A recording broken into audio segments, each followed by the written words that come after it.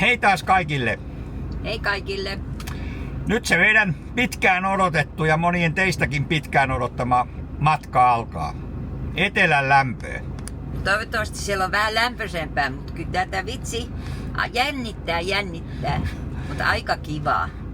Joo, kyllä kun katselin tuota säätä, mikä aluksi tuossa oli, niin kyllä tämä on kiva lähteä reissuun. Me mennään tosiaan etelään. Ei tosin ihan näin etelään kuin mistä tää hattu on. Tämä sai mun pojan tyttäreltä, kun hän kävi tuolla Etelä-Afrikassa, niin mä sain häneltä tämmöisen hatun. Ja ajattelin, että täytyyhän se nyt tämmöiselle lyhyemmälle eteläreissulle laittaa ainakin aluksi päähän. Täytyy vähän korjaa. Pojan vaimolta. Mitä mä sanoin? Tyttäreltä. Ai anteeksi, joo, tässä on niin jännittynyt ollut mullakin, että en mä muista enää mitä puhutaan.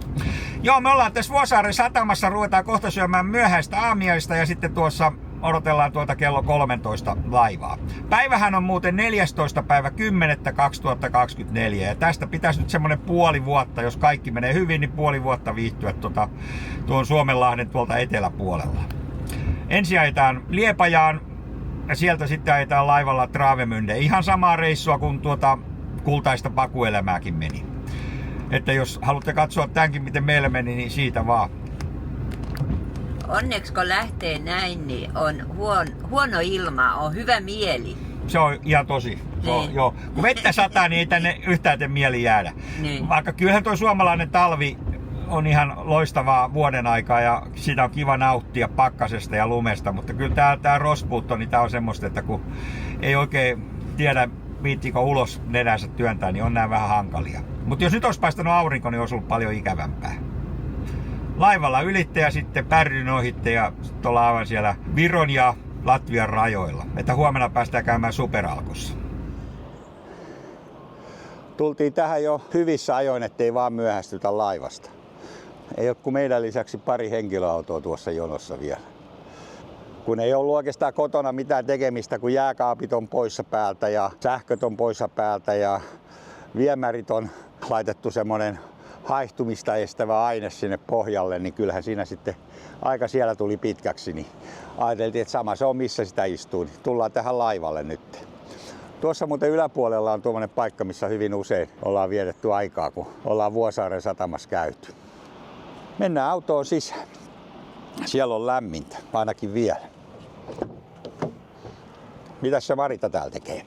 Laitan Riikalle viesti. Aha, hän laittaa tuossa ystäville vähän sähköpostiviestejä, että menossa ollaan. Mutta kaikki meidän seuraajathan tietää, että tänään me lähdetään. Vaikka hyvin monet on kysyneet. Muun muassa viime videolta kysyttiin kovasti, että koska meette.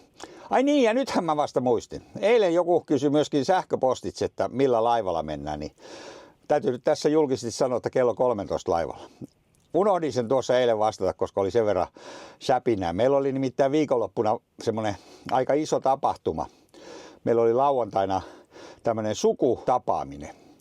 Eli meidän suvun kaikki jälkeläiset oli paikalla, tai sanotaan tämän Ahon sukuhaaran kaikki lapset, lapsenlapset ja veljet ja siskot ja mummot ja vaarit ja kaikki oli paikalla. Me vietettiin oikein kiva ilta lauantaina ja sunnuntaina oli sitten aika kova kiire, että saatiin kaikki asiat hoidettu. Se oli mukava tapahtuma ja onneksi lauantaina oli kaunis ilma. Pari kertaa satoi päivällä, mutta ei se meitä haitannut. Meillä oli hyvät tilat ja hyvää ruokaa. Mutta se siitä.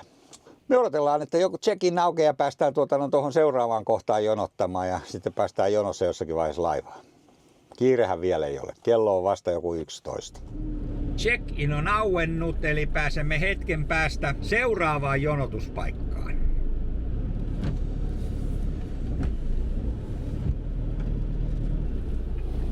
Morjesta.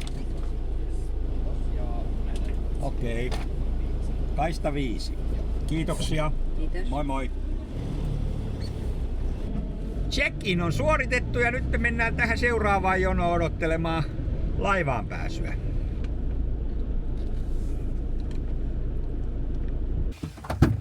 Katsotaan pikkasen kuinka paljon meitä tällä hetkellä on täällä. Tossa on semmonen tunti lähtöön ja matkailuautoja on tämän verran. On meitä kai siinä joku 2, 4, 6, 10 kunta. Joko se Marita on malttamaton? Ei. Et oo vielä. Ei. syö vaan suklaata. Joo. No niin, ja nyt ollaan menossa sitten laivaan. Päästiin tuossa justi keräilyalueelta liikkeelle ja meitä olikin semmonen lähes 30 matkailuautoa tässä tällä kertaa.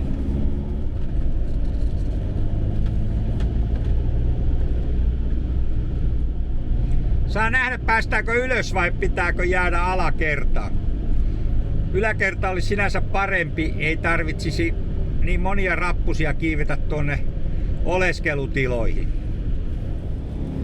Näyttää siltä, että me päästään yläkertaan. Joo, se on hyvä, niin ei ole tosiaan kovin pitkä matka tuonne yläkertaan sitten oleskelutiloihin.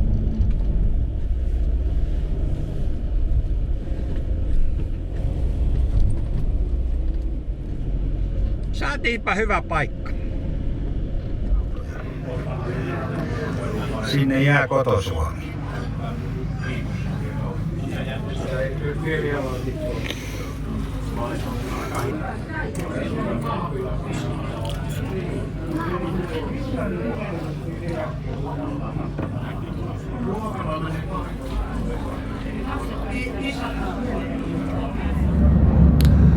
Semmonen vuorokausi, niin ollaan sitten toisella laivalla. Mut hoidetaan tää nyt ensin.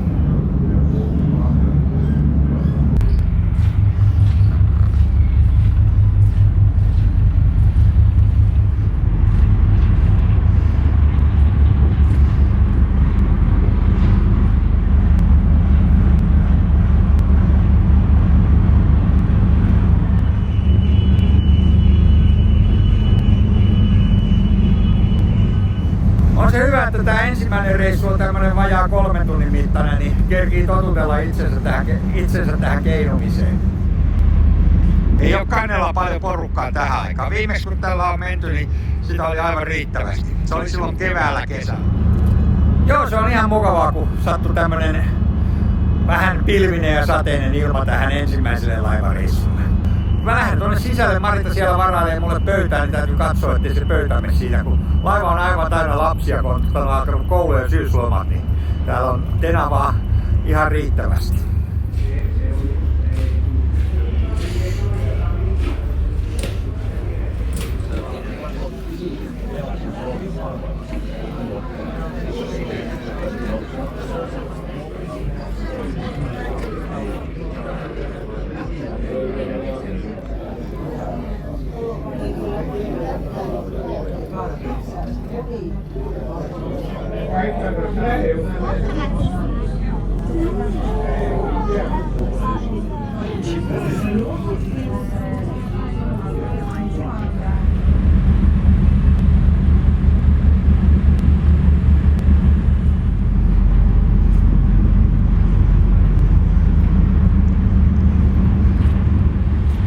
Tuolla näkyy meidän luiska, josta me päästään tästä laivasta ulos. Se on tuossa. Sitten yksi kerros alaspäin ja ollaan meidän kannella.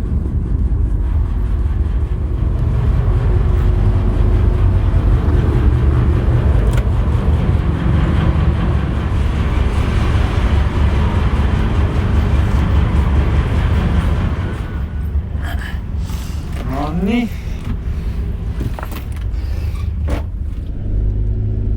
Karavaani on saapunut Viroon. Tai joku sanoo tietysti, että se on Eesti, mutta minä sanon, että se on Viro. Matka kesti noin 2 tuntia 45 minuuttia ja Helsingissä sato lähtiessä täällä on tämmönen pilvipouta. Ei ole satanut, koska ei ole asfaltti märkää. Heti huomaa, että tästähän on tulossa ihan kaunis iltapäivä. Me jatketaan tästä ihan pysähtymättä kohti Pärnyä ja sit sieltä ajellaan tuolle RMK Krabiin. Kovat on ruuhkat tällä hetkellä täällä, kun laiva saapuu.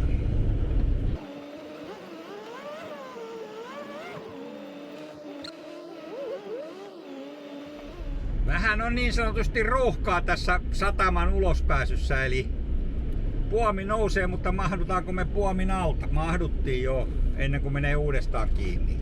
Pitää olla hyvät ja nopeat hoksottimet, että täällä Tallinnan päässä, eli Muukan päässä selviää, koska kyllä tää semmoista kiamortelua on, että Varsinkin kun rekkoja on enemmän kuin tarpeeksi ympärillä, niin siinä vaan pitää olla nopea ja tarkka. Joo, toi 2,5 tuntia, 2-3 tuntia, jota tuossa laivalla istuttiin, niin se on kyllä melkein maksimi. Että jos ei siinä nukkuu saa jossakin, niin ei pitempään jaksa juuri niin kuin seistä siinä. Onneksi tuolla kun mennään seuraava laiva, niin saadaan nukkua yö hytissä. Täytyy vetää itsensä ihan piippuun päivällä, niin jaksaa sit nukkua pitkät unet. Ja dieseli oli 1,449. 1,449, joo. 10 senttiä kalliimpi kuin meillä eilen, ei kun lauantaina Helsingissä. Halvempi. Niin 10 senttiä halvempi, joo. Joo, ulkomailla kaikki on halvempaa ja parempaa, näinhän ne sanoo. Hyvät on tiet ajaa Pärnyyn tänä päivänä. On niin vimosen päälle ja joka paikassa liehuu tuo EU-lippu ja EU-taulut, eli on käytetty niin sanotusti fiksusti EU-rahaa näiden ylläpitämiseen ja rakentamiseen. Todella hyvä systeemi. Suomessakin voitaisiin ottaa oppia ja saataisiin vähän paremmat tiet, kun yritettäisiin sitä EU-rahaa käyttää ja pyytää.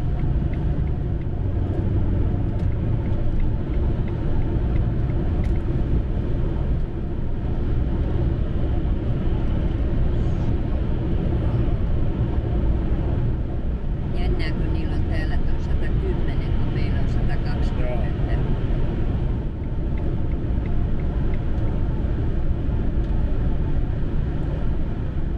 Hyvin tää liikenne vetää tällä hetkellä. Ei ole mitään ruuhkaa enää, kun päästiin tuolta Tallinnan liepeiltä pois. Ja tuntuu, että näitä niin sanottuja ohituskaista paikkojakin on ihan riittävästi, ettei ole 100 kilometrin matkalla vaan muutama.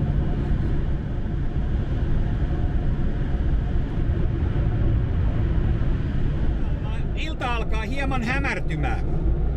Me lähestytään Pärnyä, tällä hetkellä taitaa olla joku semmonen, mitä tuossa sanois 6-7 kilometrin aletaan ole Pärnyssä. Siitä me vielä jatketaan, meillä on ehkä semmonen vajaa 50 kilometriä sit vielä jäljellä. Mennään tuohon Krabiin yöksi. Me jatketaan. Katsotaan kuinka kauan vielä nähdään eteenpäin ilman ajovaloja. Ja heti kun pääsin sanomasta, niin tuli tämmönen tietyö ja siinähän on 4-5 rekkaa edessä saman tien.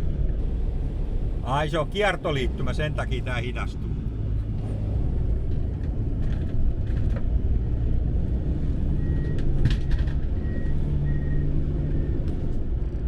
Kartan mukaan kohta käännytään vasemmalle. Riiaan. LBG eli nestekaasutankkipullo maksaa 75 senttiä.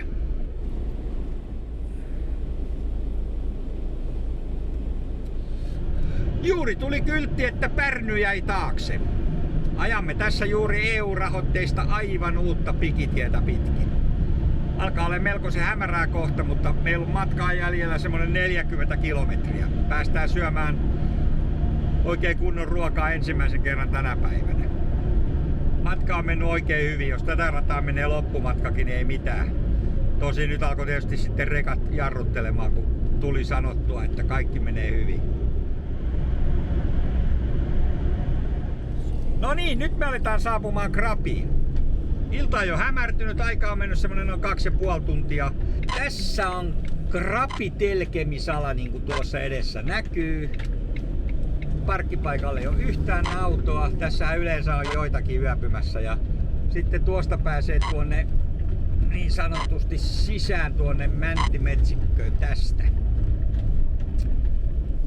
Katsotaan heti tästä alusta joku semmonen kiva paikka ja jäädään tänne.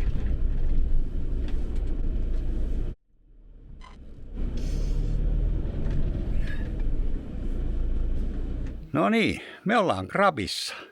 Meni semmoinen puoli tuntia, että saatiin tämmönen hyvä yöpaikka tästä.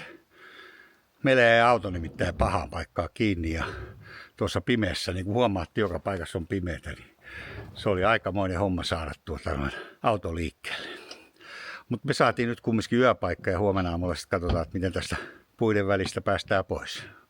Mä valitsin vähän liian vaikean. Oli semmoinen pieni ylämäki ja me juututtiin kiinni ja sitten auto liukui sivuttain sen verran, ettei päässyt enää takaisinpäin, koska siellä oli puu edessä. Niin sitten piti vaan jotakin keksiä ja kyllähän sitä aina keksii jotakin. Katsotaan mitä täältä löytyy.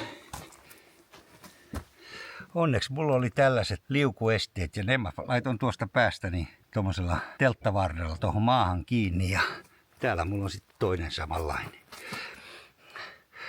Ja niin kuin näkyy tuosta maasta, niin vähän se suti. Me tultiin tuolta alhaalta nimittäin. Sielläkin näkyy vähän jälkiä. Mutta kun oikein yrittää, niin kyllä sitä päästiin ylös. Eikä sitten tältä päivältä muuta. Ensi maanantaina matka jatkuu.